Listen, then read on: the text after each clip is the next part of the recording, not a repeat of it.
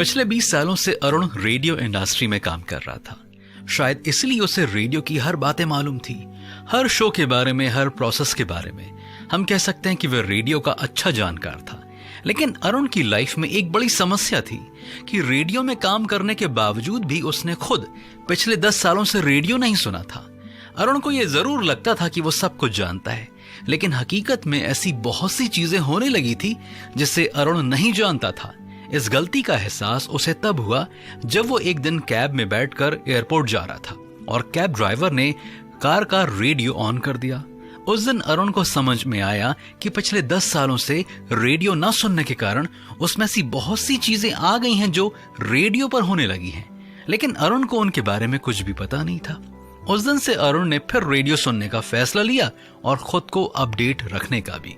दोस्तों, हो सकता है कि हम और आप भी जिस फील्ड में काम कर रहे हों, हमें लगता है कि हम सब कुछ जानते हैं, लेकिन ऐसा है नहीं। बहुत सी चीजें होंगी जिन्हें आपको और मुझे देखना है, समझना है और सीखना है।